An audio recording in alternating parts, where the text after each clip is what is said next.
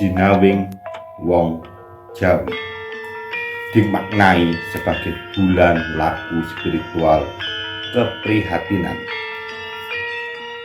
Banyak yang menganggap bulan Suro saatnya introspeksi atau mawas diri, waktunya kontemplasi, membersihkan katarak jiwa dan mensucikan.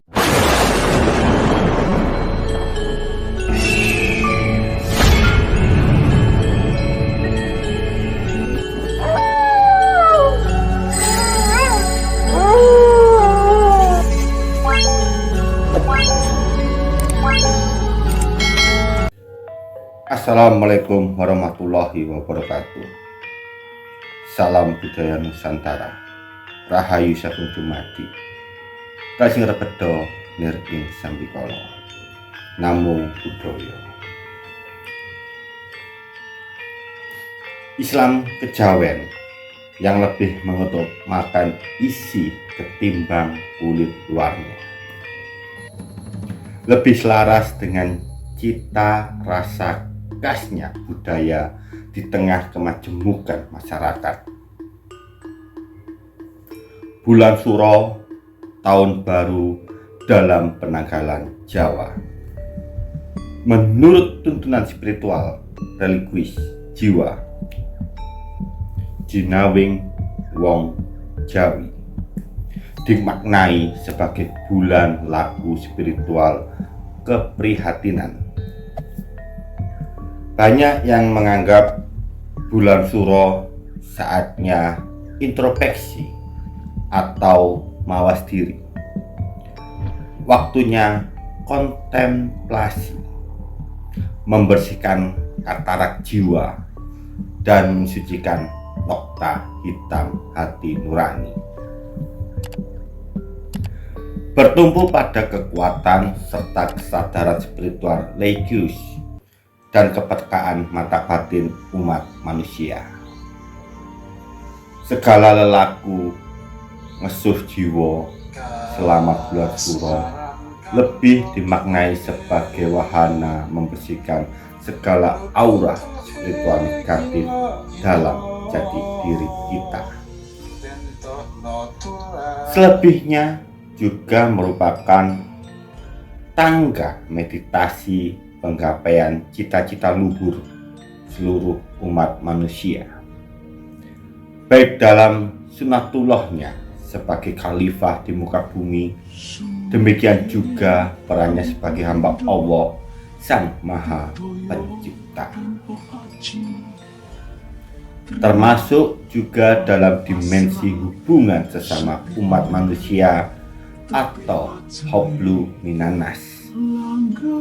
Demikian juga dalam proses memenuhi kewajiban hubungan pengabdian kita kepada Allah yang Maha Kuasa, Hablu minallah.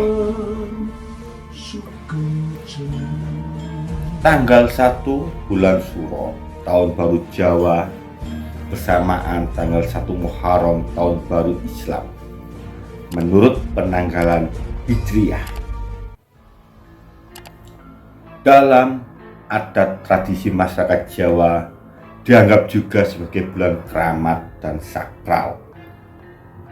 Warga masyarakat yang memiliki talenta sensitivitas spiritual religius sering disebut juga alam tidak kasat mata atau indera keenam, menganggap bulan Suro sebagai bulan istimewa dibandingkan 11 bulan lainnya menurut penanggalan Jawa. Suro dalam bahasa Jawa Kawi berarti dewa. Dalam kamus bahasa Jawa Gragah Anyar berarti wani atau berani. Dipercaya juga sebagai momentum paling tepat untuk ngeningkek capito rasa lan karso.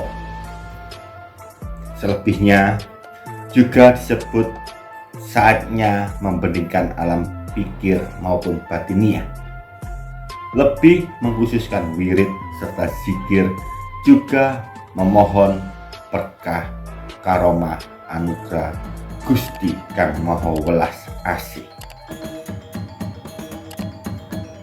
Dalam tradisi Jawa, bulan Suro juga dianggap sebagai momentum paling tepat untuk membersihkan sesuatu yang bersifat lahiriah atau badan wadah maupun batiniah.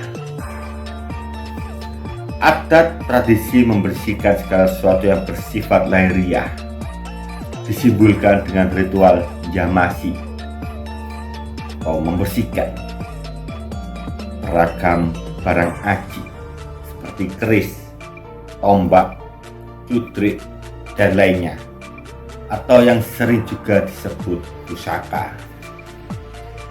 Termasuk diantaranya membersihkan tempat peribadatan kepada Sang Kholik, membersihkan makam ahli waris yang telah mendahului meninggal dunia, dan lainnya. Sedangkan untuk membersihkan batiniah kita, baik katarak hati nurani maupun nota hitam jiwa, para leluhur kita mencontohkan dengan menjalani berbagai macam ritual spiritual religius, di antaranya dengan lagu prihatin, puasa-puasa ngebleng, puasa mutih, puasa ngerowot, dan lainnya. Kungkum atau merendam diri pada tempuran sungai, topong bisu, dan lainnya. Makna falsafah filosofi dalam suro, dalam mitologi jiwa-jiwaning wong Jawi, warisan adiluhung bangsa kita inilah yang kemudian mengilhami Sultan Agung Hayangkakusumo. Sebagaimana catatan dalam sejarah, tanggal 8 Juli 1633 Masehi, Raja Mataram dinasti Islam pertama di Jawa tidak menyatukan perhitungan penanggalan tahun Jawa kuno dengan perhitungan penanggalan Islam berdasarkan perhitungan tahun Hijriah. Alkulturasi perhitungan penanggalan tahun Jawa kuno yang berdasarkan perputaran matahari atau Syamsiah diganti dengan perhitungan penanggalan berdasarkan perputaran rembulan Komariah. Nah, dari penanggalan ciptaan Sultan Agung Hayangkakusumo itulah setiap jatuhnya tanggal 1 Suro menurut perhitungan tahun Jawa selalu bertepatan dengan hari pasaran tanggal 1 Muharram menurut perhitungan penanggalan tahun Hijriah.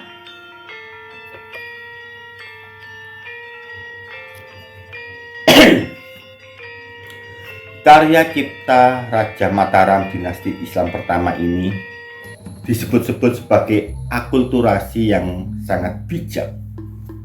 Pasalnya, selain berdasarkan keyakinan agama Islam, juga berlandaskan saripatinya spiritual jiwa jawaning wong Jawi.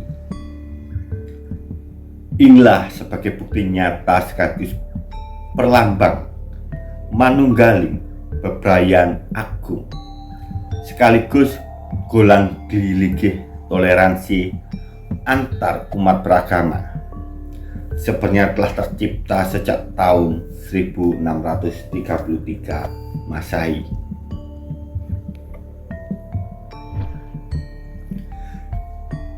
Jikalau ditintingi atau dijimati atau didedah lebih mendalam lagi, sejak zaman nenek moyang kita, antara kebudayaan Jawa dengan tuntunan agama Islam bukan sebagai entitas yang memancing debat kusir terlebih menyulut dan atau menyebabkan perpecahan warga masyarakat.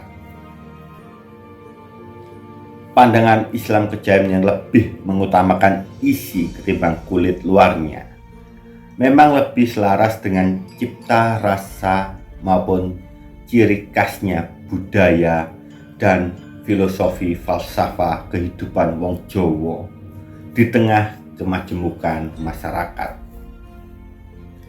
Inilah yang semestinya dijadikan spirit spiritual, introspeksi, dan kontemplasi setiap datangnya bulan Suro, tahun baru Jawa yang bertepatan datangnya tahun baru Islam.